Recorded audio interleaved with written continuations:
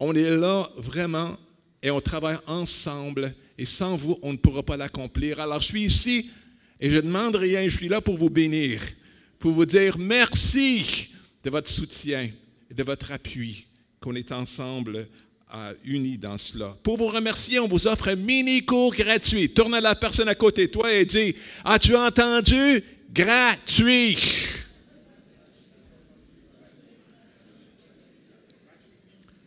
C'est un mini-cours gratuit. Vous n'avez pas à attendre longtemps. C'est demain soir. Ça débute à 19h pour 2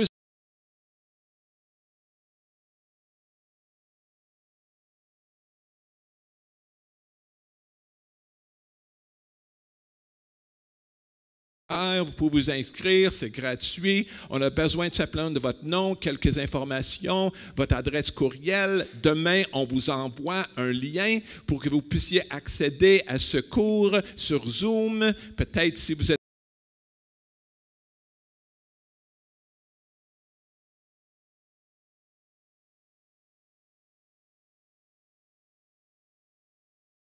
c'est au sujet de la Trinité.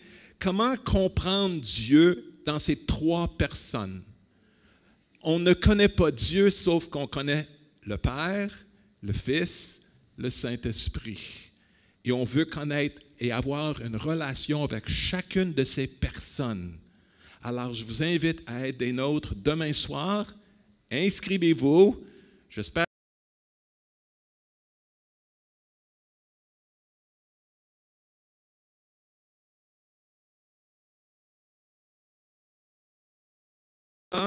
et à comprendre l'Évangile de Marc avec le pasteur David Martin au Carrefour chrétien de la capitale le 17 et 24 septembre à 19h. C'est en présentiel, c'est gratuit et c'est pour comprendre l'Évangile de Marc. C'est un évangile d'action, un évangile de mouvement où Jésus est toujours en train de faire des miracles, d'agir.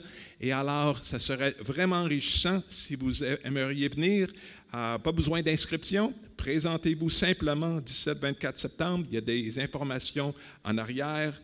Alors, on s'attend à vous rencontrer à la fin de la réunion. Puis on m'a invité pour venir ici. C'est le jour de Pentecôte.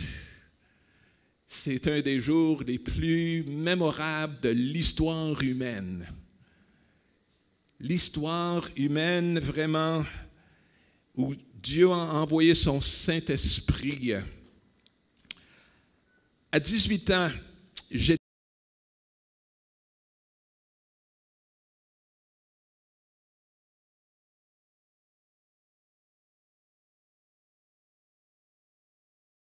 Dieu, il nous avait oubliés.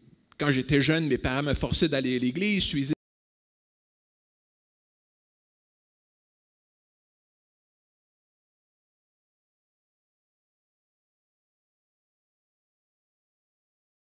15 minutes, je restais pour 15 minutes et je quittais 15 minutes tôt, alors seulement 15 minutes.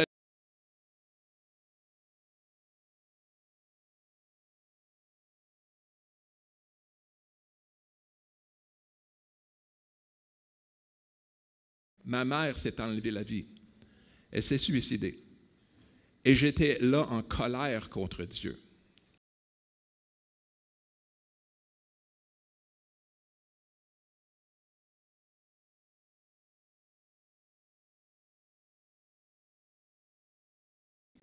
Elle avait vécu des années de dépression terrible. On lui a donné à l'époque ce qu'on pensait être la solitude.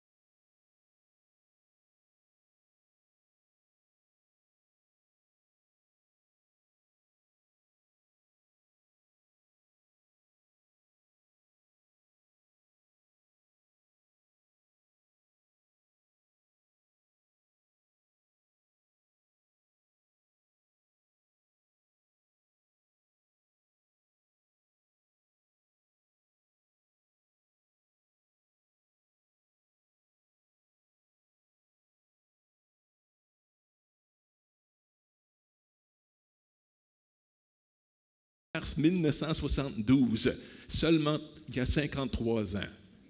Je sais que je ne parais pas vieux, mais...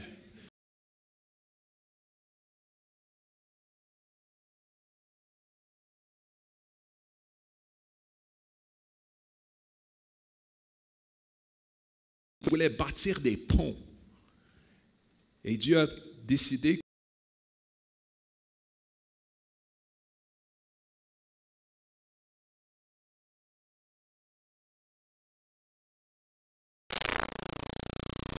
personnel. À l'âge de 19 ans, le Saint-Esprit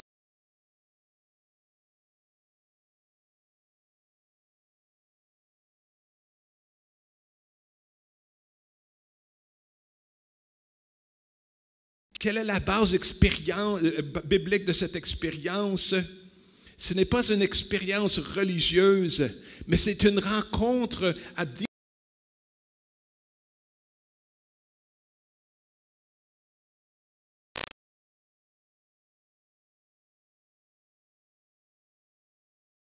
message. Alors ne quittez pas.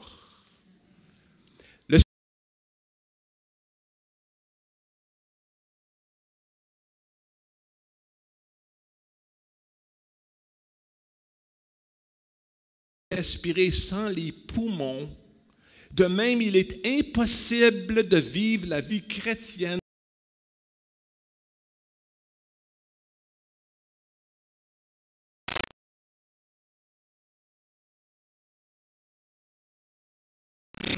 de Dieu n'entre et s'installe en nous. Il doit nous remplir, nous fortifier, nous diriger, nous animer, couler à travers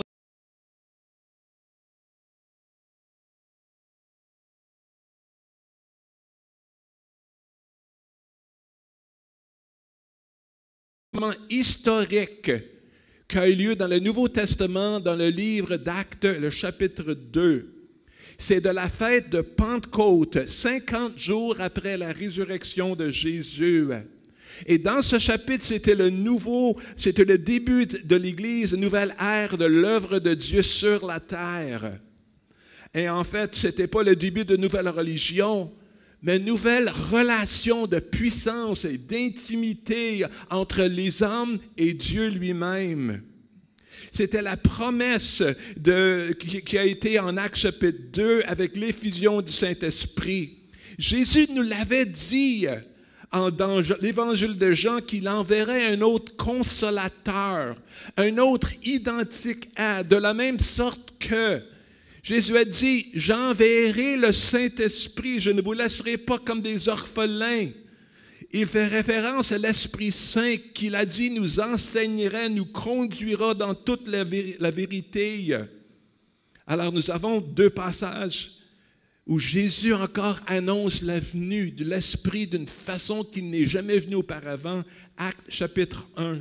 Et Jésus parle juste avant son ascension, juste avant de monter au ciel, car Jean a baptisé d'eau. Mais vous, dans peu de jours, vous serez baptisés du Saint-Esprit. Et il dit, vous recevrez une puissance après que le Saint-Esprit sera venu sur vous. Étudions l'impact original de cet événement et sa continuation dans nos vies aujourd'hui. En Acte 2, le texte souligne 3 miracles le jour de la Pentecôte. Alors, commençons ensemble, on lit le texte en Actes chapitre 2. Le premier miracle de la Pentecôte, c'est le miracle du jour même, le jour de la Pentecôte. Nous lisons Actes chapitre 2. Quand le jour de la Pentecôte arriva, l'Esprit est venu ce jour-là. Mais qu'est-ce que c'est le jour de la Pentecôte? La Pentecôte était une fête annuelle de l'Ancien Testament, au cours de laquelle les Juifs devaient se rendre à Jérusalem pour adorer le Seigneur. Elle était couplée avec 2 autres fêtes, tous accomplies en Jésus. La première fête annuelle de la Pâque. Et la Pâque, vous vous rappelez, c'était l'exode des esclaves hébreux d'Égypte sous la conduite de Moïse vers l'an 1300 avant notre ère. Elle représente un message universel de liberté et de rédemption lorsque le sang de l'agneau était peint sur le cadre de la porte de leur maison, pour éviter les jugements et les fléaux de Dieu. Et le symbolisme de la Pâque s'est accompli lorsque Jésus est mort sur la croix. Alors le sang de Jésus est versé en tant qu'agneau de la Pâque, mourant sur la croix pour nos péchés. Alors on comprend la fête de la Pâque, annoncée comme fête, réalisée et accomplie en Jésus. La seconde fête, c'était la fête des premiers fruits dans l'Ancien Testament, ou la fête des pains d'orge. Le lendemain de la Pâque était un samedi, un sabbat, c'est-à-dire maintenant nous parlons du dimanche. Il y avait une fête d'une semaine appelée la fête des premiers fruits. Et cette fête s'est accomplie lors de la résurrection de Jésus. On prenait des gerbes, puis on les ajoutait devant Dieu. On prenait 2 pains, puis on le présentait devant Dieu comme les premiers fruits de la moisson qui était à venir. Et c'était symbolique.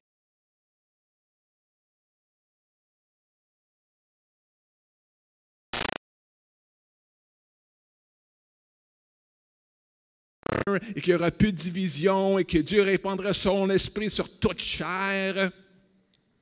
Et alors, on comprend la fête de la Pâque, c'est la crucifixion.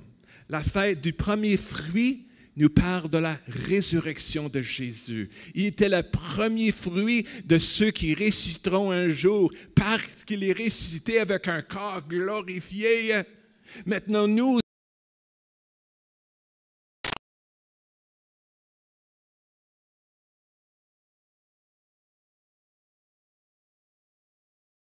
vraiment pour qu'on vive la vie en plénitude. Et alors, notre avenir est très brillant. Alors, nous lisons ici que la troisième fête, c'était la fête de la Pentecôte, la fête des moissons. Le mot Pentecôte, littéralement, veut dire 50. Et la Pentecôte est un jour de joie pour la récolte que Dieu avait donnée à son peuple. Alors, nous lisons dans le texte, quand le jour de la Pentecôte arriva. Une meilleure traduction serait comme le jour de la Pentecôte s'accomplissait. La Pâque a été accomplie, crucifixion. Premier fruit nous parle de la résurrection. Mais la fête de la Pentecôte a été accomplie par la venue du Saint-Esprit. C'était la naissance de l'Église de Jésus-Christ, la formation du corps de Christ, qui n'était pas basée uniquement sur quelques dogmes ou quelques enseignements de Jésus ou quelques paraboles qu'il a annoncées à travers sa vie sur terre. Le début de l'Église a commencé avec l'effusion de l'Esprit venant de Dieu, du cœur de Dieu, qui a rempli ceux qui étaient dans l'attente du Saint-Esprit, de l'Esprit de Christ. C'était un bouleversement, un transformation.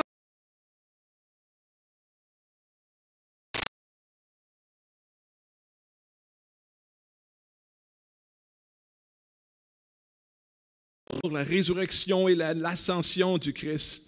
Et le moment où Jésus, finalement, nous dit, il est mieux que je m'en aille.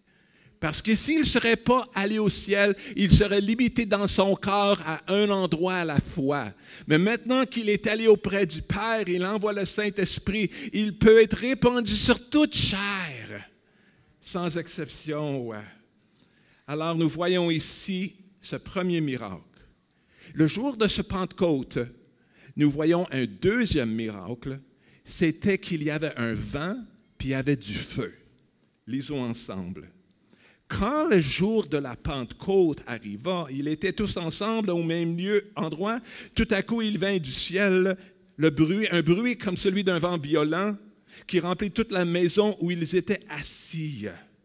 Jésus a parlé à Nicodème. Vous vous rappelez Nicodème, ce pharisien qui est venu le rencontrer durant une nuit, et il lui a dit, le vent souffle où il veut,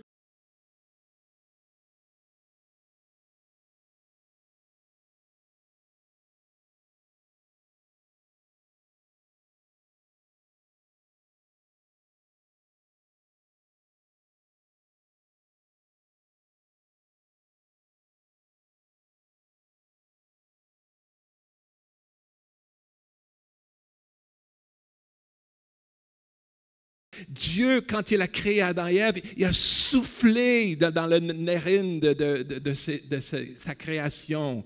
Et il est devenu vivant par le souffle. Tant que vous êtes vivant, c'est le souffle de Dieu qui vous est prêté. C'est un cadeau.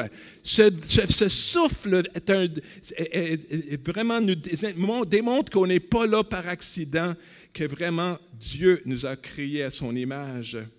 Alors le souffle est venu. Un vent impétueux fut là au jour de Pentecôte. Mais non seulement ça, ça nous dit des langues qui semblaient de feu et de leur apparurent séparées l'une des autres et se posèrent sur chacun d'eux. Il y avait cette flamme qui ressemblait à des langues suspendues sur la tête qui est venue sur chacun d'eux. Oh, j'aimerais bien là, que des langues de feu viennent sur notre tête. Combien vous aimeriez une langue de feu sur vous ce matin? J'aimerais bien ça.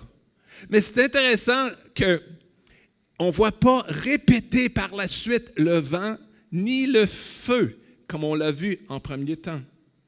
Et on voit ici maintenant que Dieu quand même est ce feu dévorant. Et Jésus nous dit ceci, « Je suis venu jeter un feu sur la terre, et combien je voudrais qu'il soit déjà allumé. » Dieu veut vraiment qu'on brûle pour lui. Il voudrait nous enflammer. Jean-Baptiste a dit, « Mais je vous baptise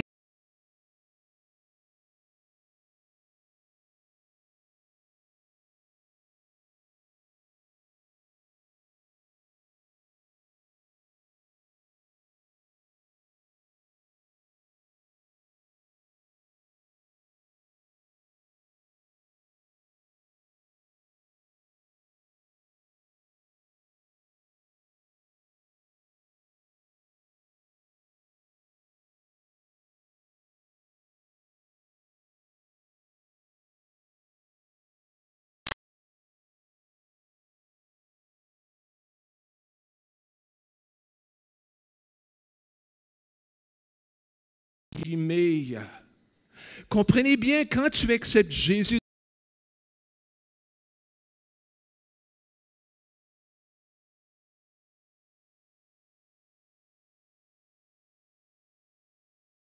et suivre les lois. Mais quand tu viens et tu acceptes Jésus, tu deviens le temple du Saint-Esprit.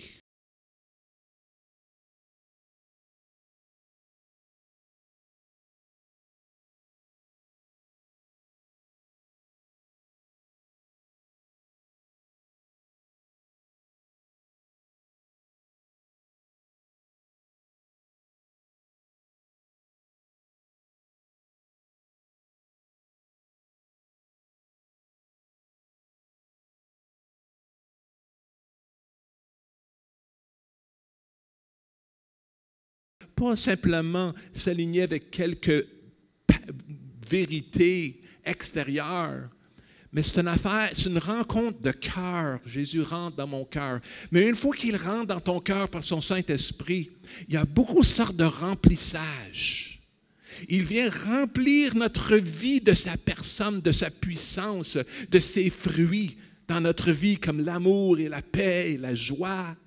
Il déborde dans notre cœur. Jésus a dit, j'enverrai le Saint-Esprit et vous ne serez pas simplement comme vous étiez auparavant. Il y a une puissance qui rentre en nous.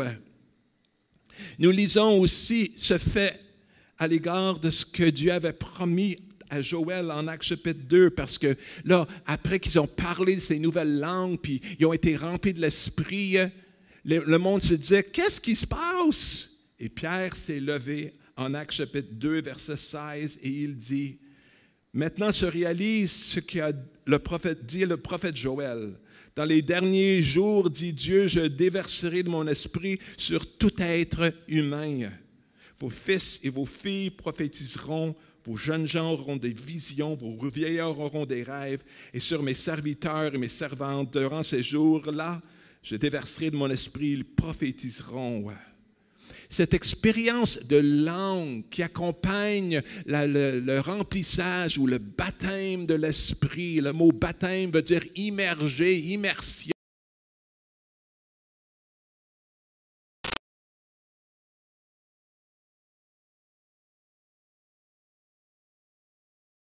doute lorsque l'Esprit est répandu en Actes chapitre 2. En Actes chapitre 10, on voit chez la maison de Corneille, on parle de 8-9 ans plus tard, l'Esprit Saint est répandu maintenant sur les gentils. En premier temps, c'était les Juifs. Maintenant, c'est les gentils, 8 ans plus tard. Et en Actes chapitre 19, on parle quasiment 19-20 ans plus tard sur les Éphésiens qui étaient là, déjà qui ont connu Jésus, mais maintenant ils sont remplis de l'Esprit, ils parlent de nouvelles langues.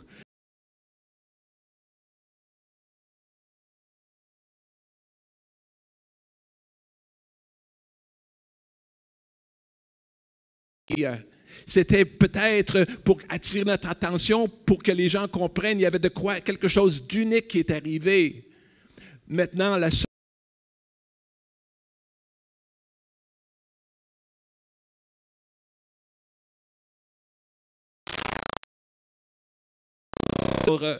parlons un peu de cela pour un instant. Chez Corneille, en Actes chapitre 10,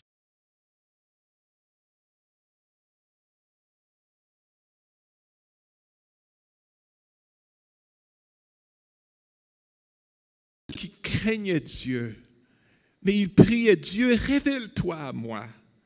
Peut-être vous connaissez des gens comme ça. Il ne sait pas qu'ils ne croient pas en Dieu.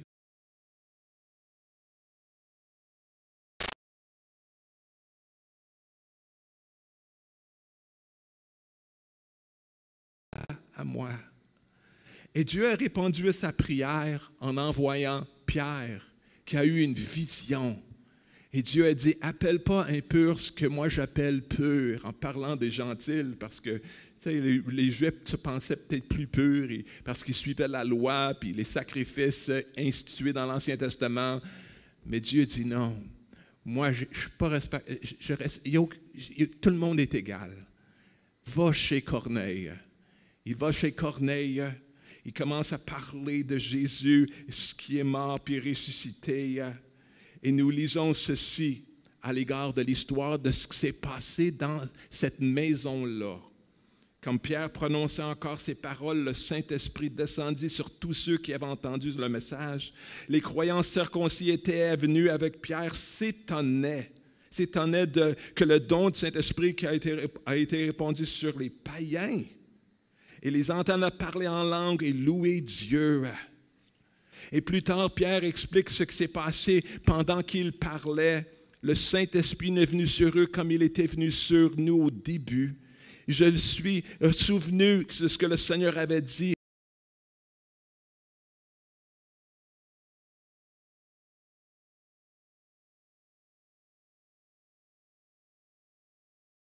Je pourrais m'opposer à Dieu. Alors,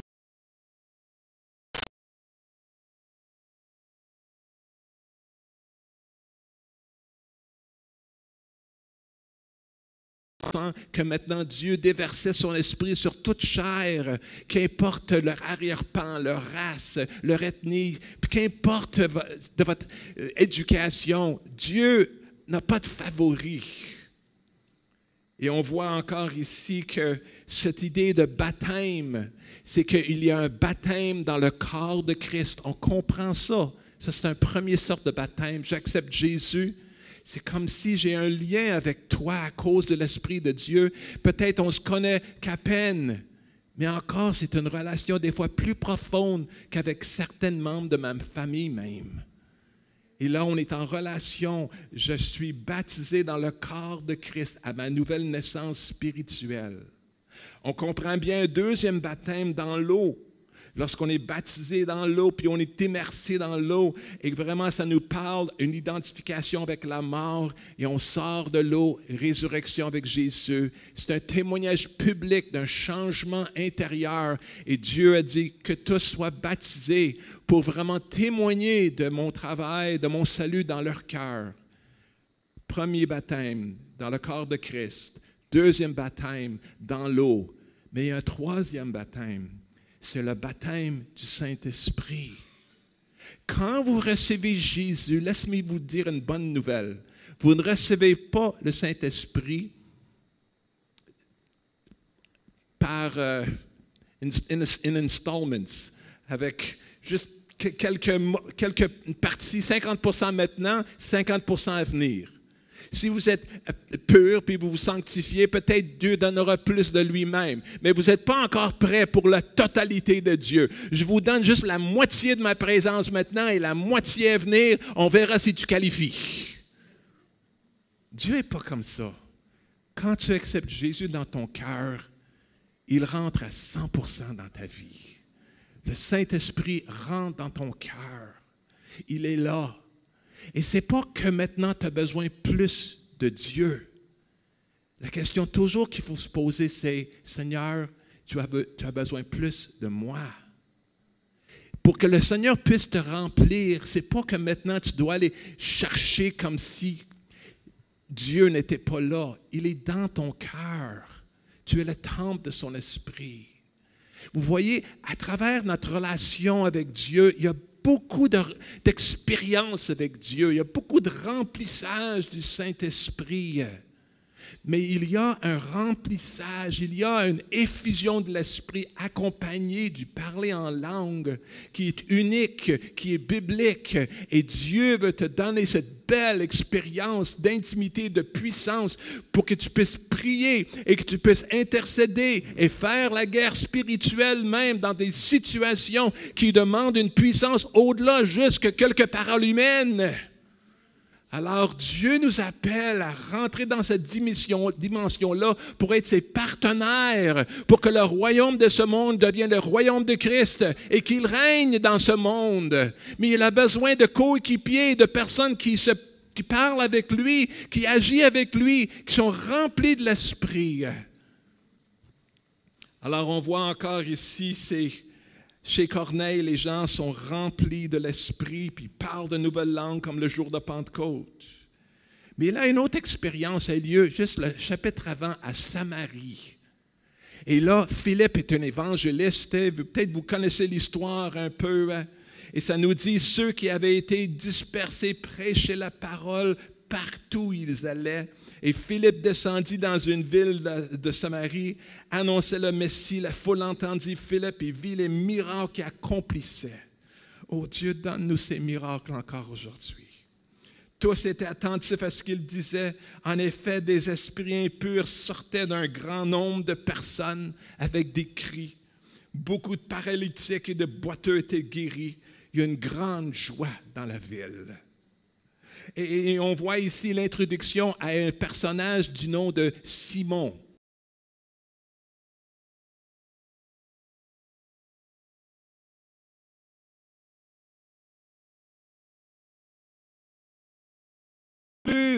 Philippe, et la Bible dit qu'il annonçait la bonne nouvelle.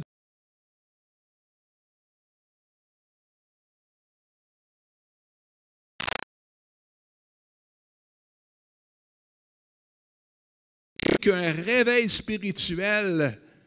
Ils ont été baptisés dans l'eau. Jésus est venu rentrer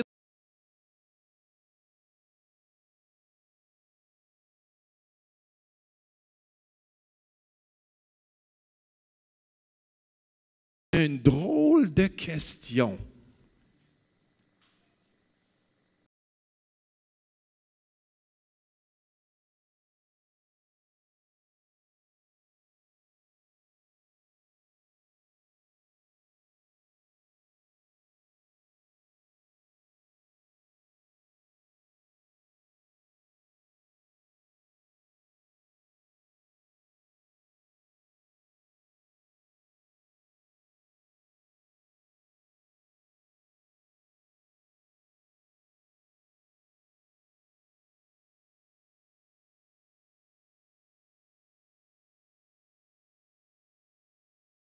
Une drôle de question pour des personnes déjà qui avaient accepté Jésus, déjà qui ont été guéris, baptisés dans l'eau. Sûrement, on pourrait dire qu'ils sont déjà remplis du Saint-Esprit. Jésus habite leur cœur, n'est-ce pas?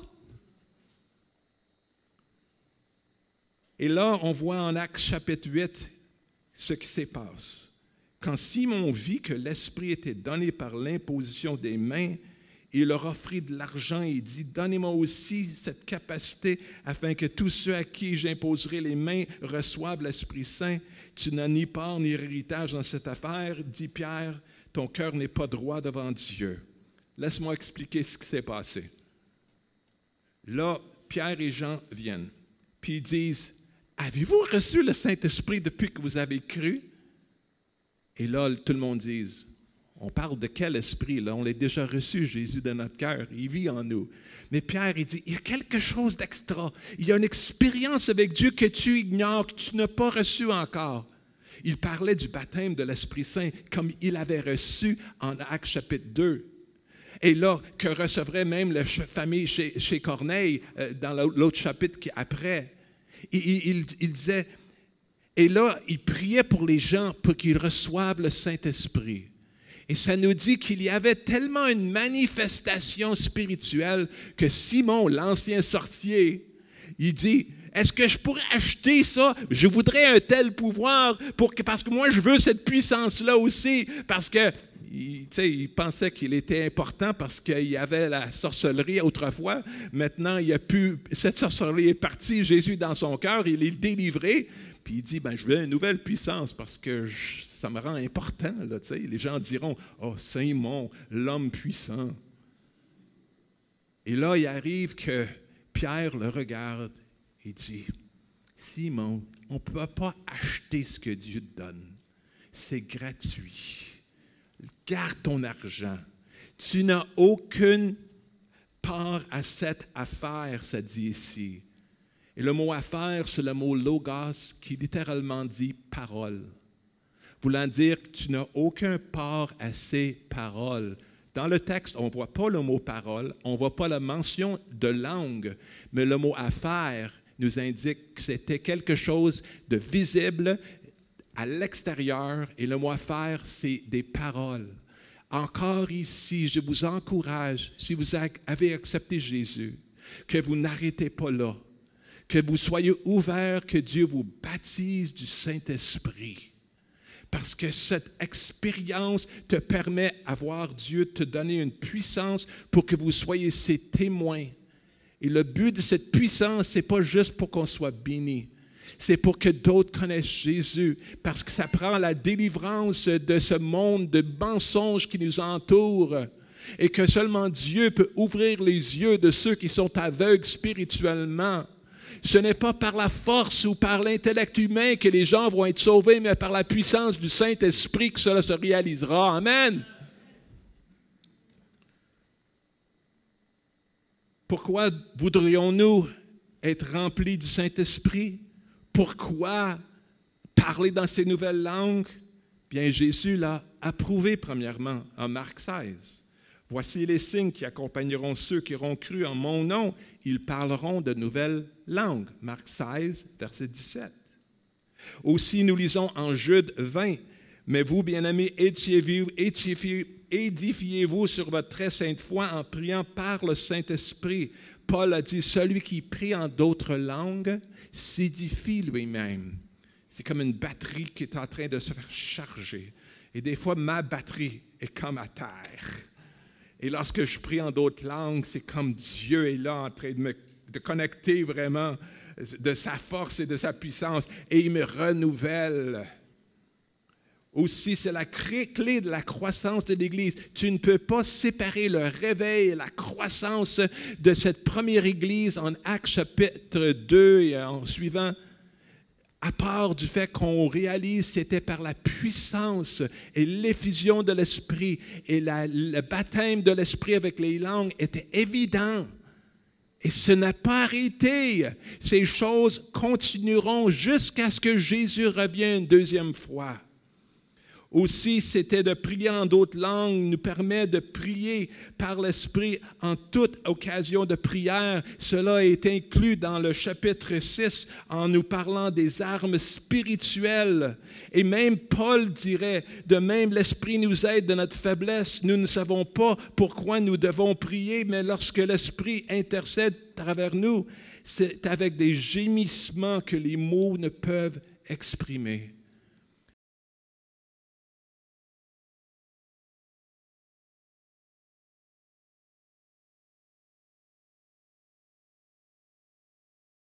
Mon cœur pour quelqu'un que j'ignorais Pourquoi?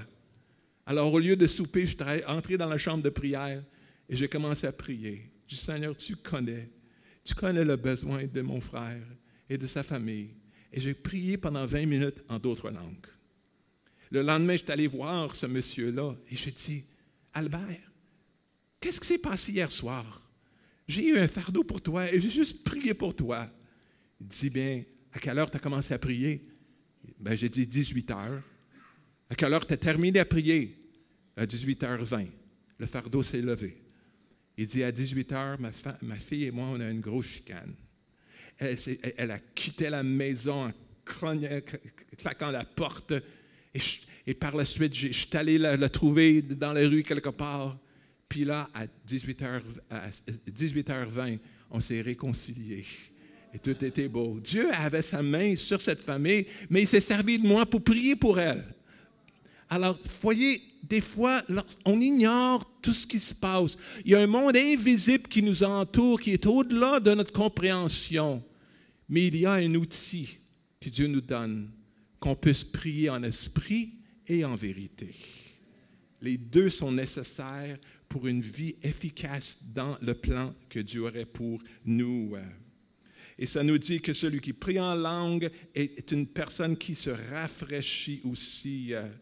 Il y avait des temps difficiles dans ma vie. Après que ma femme est décédée à 34 ans, j'étais un homme qui était fatigué. Et des fois, on ne comprend pas toujours pourquoi des choses nous arrivent. On prie pour le meilleur, puis un jour, on comprendra. Mais on ne lâche pas. On continue à croire parce que Dieu est fidèle. Son amour n'est jamais à douter. Malgré ce qui nous passe, ce n'est pas que Dieu nous a abandonnés. Il a un plan parfait. Et un jour, on comprendra. Mais il dit, quand il reviendra, trouvera-t-il la foi sur la terre?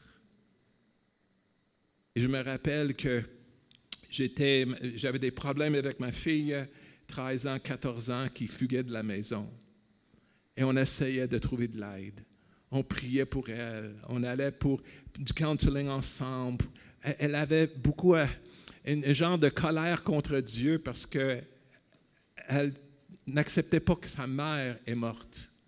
Je me suis marié un an après. Elle avait difficulté à maintenant accepter qu'elle avait une nouvelle mère maintenant. Mais Dieu a agi dans son cœur à travers ces années. C'était un long cheminement, 25 ans, jusqu'à ce qu'elle est complètement, il y a 8 ans, elle est revenue au Seigneur complètement. Et sa vie a été transformée. Puis aujourd'hui, elle suit le Seigneur. Elle va à l'église 3 fois par semaine. Dieu a fait un miracle dans sa vie. Je ne peux pas tout vous raconter. Peut-être un jour, je reviendrai avec ma femme, pasteur, et on vous raconterait le témoignage des miracles que Dieu a fait à travers elle et beaucoup d'autres choses qui ont lieu dans nos vies. Mais pour dire que pour recevoir le baptême de l'Esprit,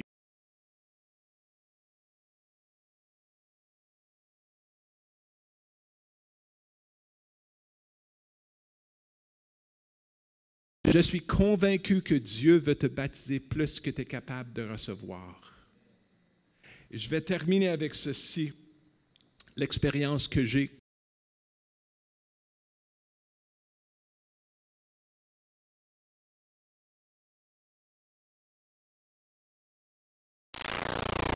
On allait à l'église 6 jours sur 7. Pensez des fois, c'est beaucoup ce qu'on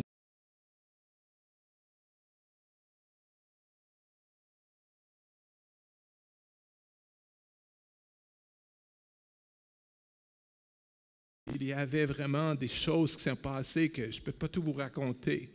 C'était impressionnant.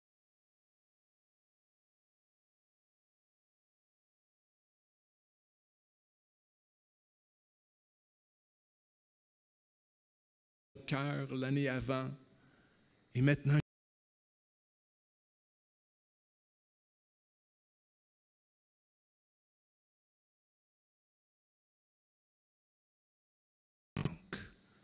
alors là, j'ai commencé à prier. J'ai dit,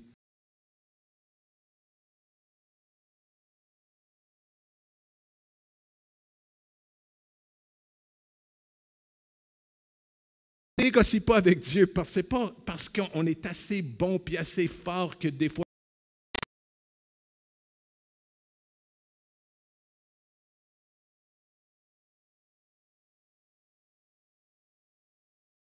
c'est bon, puis on se sent indigne de Dieu. On dit non, Seigneur, je ne suis pas assez bon. Si les gens connaîtraient ma vie privée, toi, tu le vois, Seigneur.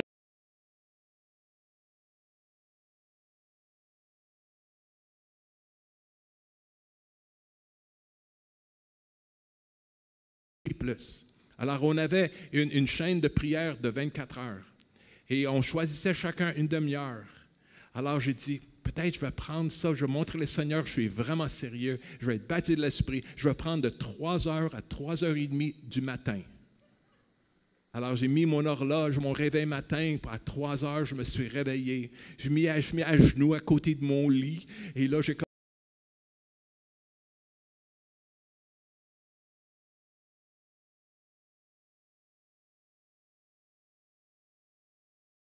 Je me suis endormi à genoux à côté de mon lit. Dieu était vraiment impressionné, je suis certain. Après, j'avais avancé encore pendant une période de 2 semaines, on parle ici maintenant. Je pleurais, je louais le Seigneur, je ne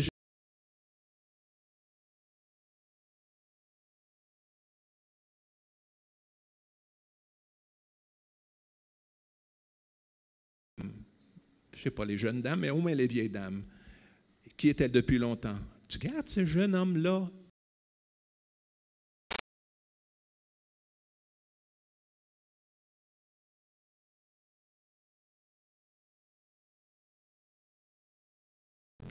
Luc 11. Quel père parmi vous donnera une pierre à son fils s'il lui demande du pain? Ou bien, s'il demande une poisson, lui donnerait-il un serpent au lieu d'un poisson? Ou bien, s'il demande un œuf, lui donnerait-il un scorpion? C'est donc mauvais comme vous l'êtes. Vous savez donner de bonnes choses à vos enfants. Quel père ne sait pas quoi donner, ce que son garçon ou sa fille aurait besoin ou souhaiterait? Peut-être c'est une bicyclette, peut-être c'est je ne sais pas, un Lego ou peut-être une poupée, je ne sais pas.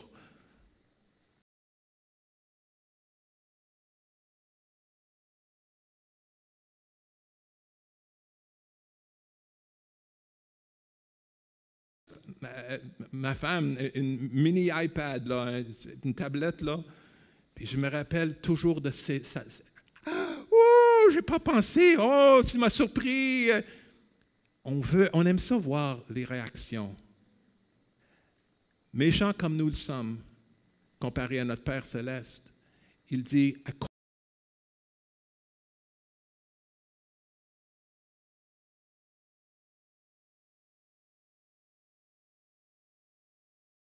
cette soirée-là, lors de la réunion à l'église, je suis avancé lors de l'appel pour être baptisé de l'Esprit. Et là, il y avait une longue ligne de personnes en avant. Et là, on priait pour un après l'autre, après l'autre. La personne à côté de moi est là, puis il est baptisé de l'Esprit.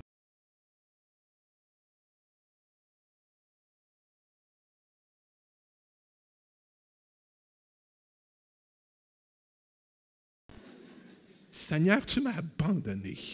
Où es-tu, Seigneur? Et là, pendant qu'il priait pour d'autres, j'ai entendu une petite voix dans mon cœur. Je crois que c'était le Saint-Esprit qui m'a dit, te rappelles-tu de Luc 11, que ton Père, il désire ardemment te donner le Saint-Esprit parce que tu lui demandes? Alors ouvre ta bouche, laisse-moi te remplir. Ce que j'ai compris cette journée-là, c'est que nos émotions peuvent varier.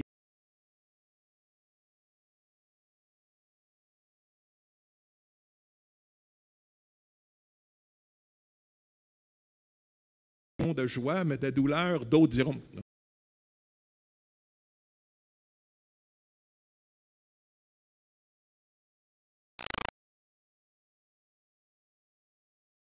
Avoir l'expérience identique.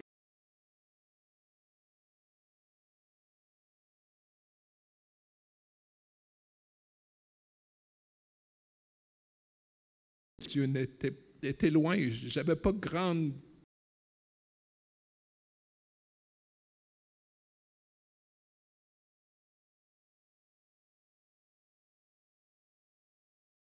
Alors, comme le jour de Pentecôte, ils furent remplis de l'Esprit, ils parlèrent selon les paroles que l'Esprit leur donnait de s'exprimer. Si tu ne parles pas, il n'y a aucune parole qui sortira. quand tu as accepté Jésus, il ne s'est pas forcé sur toi. Tu as dû répondre à son appel.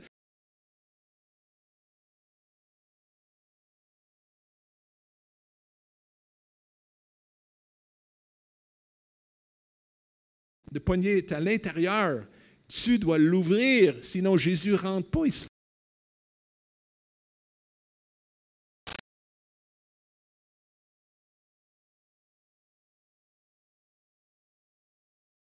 Moi-même, ça ne vient pas de Satan, ça vient de toi, Seigneur.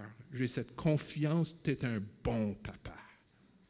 Et j'ai ouvert ma bouche et j'ai commencé à prier en d'autres langues.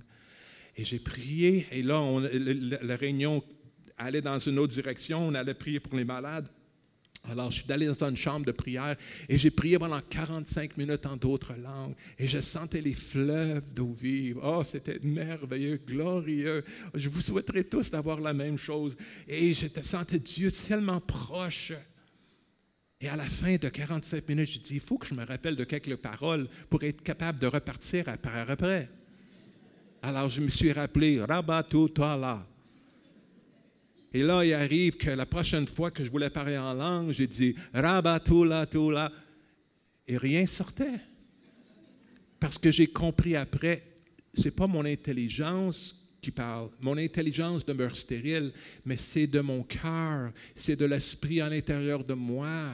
Alors, pendant que tu pries en langue, il faut que tu amènes tes pensées en captivité parce que tu pourrais penser du football, tu pourrais penser du repas que tu vas manger. Il faut que tu amènes tes pensées en captivité. Là.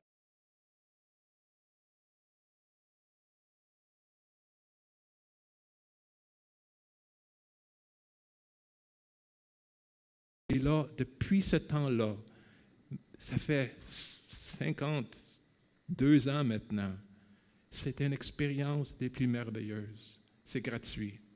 Et tu qualifies. Il ne faut pas attendre. Des fois, on attend, on dit, peut-être ce n'est pas mon temps.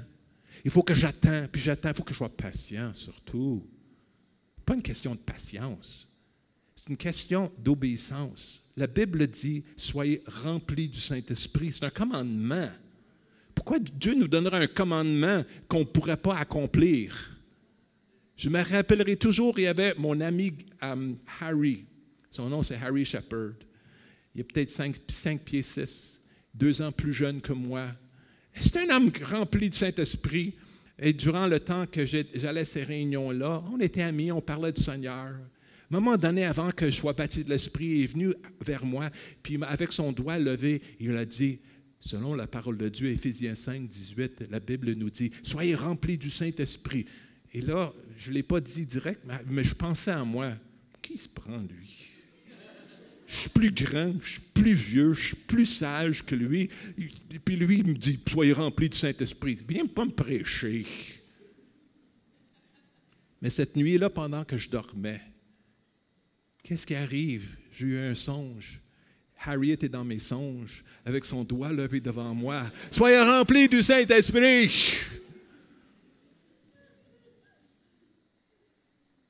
Mais là, Dieu m'a rempli du Saint-Esprit. Vous voyez, aujourd'hui, on a besoin d'une effusion. Notre société est devenue tellement, on dit post-moderne, dans le sens que les gens maintenant disent, je parlais à un préposé pour des funérailles parce que le père de ma femme est décédé la semaine passée. Et là, j'étais dans la voiture avec la personne qui conduisait le pasteur et on parlait ensemble. Puis il me disait, ceux qui croient dans la vérité sont prétentieux, pensant qu'il y a une vérité. Mais il y a vraiment des absolus dans le monde. Tu sais, quand les personnes te disent qu'il n'y a pas d'absolu, ben dites-leur, es-tu absolument certain? Tu sais, il y a un vrai, puis il y a un faux. Il y a un blanc, puis il y a un noir. Pas tout est gris dans le monde. Il y a un Dieu, puis il y a un enfer, il y a un ciel. Il y a des vérités absolues, il y a des lois physiques, puis il y a des lois spirituelles. Tu ne peux pas me dire que toutes les religions mènent à Dieu parce qu'ils sont tellement différentes l'un de l'autre, ça ne se peut pas. Il faut que tu discernes le chemin qui est la vérité. Et Jésus dit, puis il vient et dit, voici, je suis le chemin, la vérité, la vie. Si ce n'est pas vrai, il est un menteur. Et Jésus a dit, je veux vous baptiser du feu et du Saint-Esprit. C'est vrai ou pas vrai? C'est pas à toi de décider, oh ben, je vais l'analyser. Je ne suis pas certain encore. Le crois-tu ou tu ne le crois pas? Laisse-moi juste partager un dernier verset. Le dernier jour, dit Jésus, le grand jour de la fête, Jésus se tenait debout, s'écria, si quelqu'un a soif, qu'il vienne à moi et qu'il boive. Celui qui croit en moi, des fleuves d'eau vive couleront de son sein, comme dit l'Écriture. Alors voici la recette. Si quelqu'un a soif. As-tu soif? Soif spirituellement. Le jour que j'ai accepté Jésus, c'était sur le passage, c'était Jean chapitre 4, la femme samaritaine, où Jésus dit, prends de l'eau que je te donnerai et tu n'auras jamais soif. Ça jaillira en toi comme des fleuves d'eau vive. Si quelqu'un a soif, qu'est-ce qu'il doit faire? Qu'il vienne à moi. Ce n'est plus le temps d'analyser, c'est le temps d'agir, de répondre, de choisir. Et qu'il boive. Commence à boire en disant, je t'aime Seigneur, je te loue. Lève tes mains dans une position de recevoir. Soyez pas tout stressés, là. Oh, je ne veux pas que ça soit de moi. Essaye de me remplir si tu es capable, Seigneur. Relax. Dieu t'aime. Juste aime-le. Oublie tes paroles en français et dis, Seigneur, ce qui sortira, sortira. Mais je sais que ça viendra de toi. Et si ce n'est pas en langue maintenant, peut-être tu vas être à côté de ton lit ce soir, où tu es là devant le Seigneur, tu dis, Seigneur, je t'aime. Et puis il n'y aura pas suffisamment de paroles pour exprimer tout ce qui est dans ton cœur. Et tu commences à l'adorer, puis tout d'un coup, ça sort de toi, tu sens la présence de Dieu, et c'est son esprit qui te baptise, parce qu'il est déjà là, il n'est pas loin de toi, et il veut plus te remplir maintenant, et le jour que Dieu a donné, qu'il soit pour toi un sujet de joie, c'est maintenant le jour, c'est pas demain. Deux petites pensées, et là, je vais vraiment arrêter ici maintenant. Il y a une missionnaire du nom de C.T. Studd, missionnaire en Chine, en Inde, puis en Afrique. Un homme qui était rempli du Saint-Esprit dans le 19e siècle, qui avait un esprit de réveil pour que les gens connaissent Jésus. Il a écrit un poème, puis je ne lirai pas tout le poème parce que le temps nous manque, mais laissez-moi vous lire quelques paroles pour nous inspirer ce matin. « Oh, que mon amour brûle avec ferveur, et que face au monde je garde mon cœur, vivre pour toi seul, pour toi seulement, te faire plaisir éternellement, une seule vie qui passera vite, seul restera ce qui est fait pour Christ. » Une seule vie, juste une ici-bas, c'est ta volonté qui s'accomplira. Et quand prendra fin la dernière scène, je pourrais dire, ça valait la peine. Une seule vie qui passera vite, seul restera ce qui est fait pour Christ. Une seule vie qui passera vite.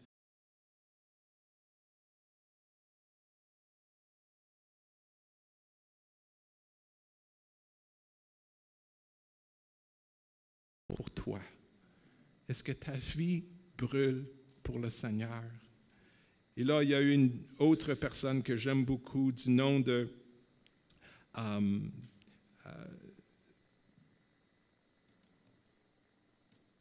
Samuel Chadwick, qui dit ceci. « Des âmes remplies de l'Esprit Saint sont en feu pour Dieu. Elles aiment avec un amour incandescent. Elles servent avec une foi qui s'enflamme. Elles servent avec une dévotion qui consume. Elles haïssent le péché avec une férocité qui brûle. Elles réjouissent et se réjouissent avec une joie qui rayonne. L'amour est perfectionné au contact du feu de Dieu. » J'aime le feu de Dieu. Dieu est un feu qui dévore. Il brûle toutes les impuretés, mais il veut nous baptiser de feu. et du Saint-Esprit. Laisse-le le faire. Désire-le et il te remplira. Et comme a dit un de mes amis que j'ai vu dans mon songe, je vous dis la même chose ce matin. Avec mon doigt, et je prie même ce soir que vous allez rêver de moi. Soyez remplis du Saint-Esprit. Quelqu'un dit amen à ça. Lèvons-nous ensemble, s'il vous plaît. Ce que j'aimerais faire, prendre quelques minutes, et je ne m'attarderai pas longtemps pour ceci, mais vous donner l'occasion de répondre. J'aimerais vous inviter tous de vous avancer, surtout si vous n'avez pas reçu le baptême de l'Esprit avec le signe de parler en langue comme l'Esprit.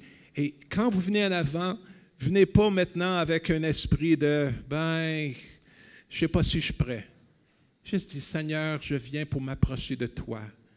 Et viens avec beaucoup d'amour, ne soyez pas stressés. Je vais voir des gens avec les mains levées, comme ils disent, Seigneur, je suis dans une position étendue vers toi et je relaxe, je t'aime. Et pendant que tu es en train de dire je t'aime, laisse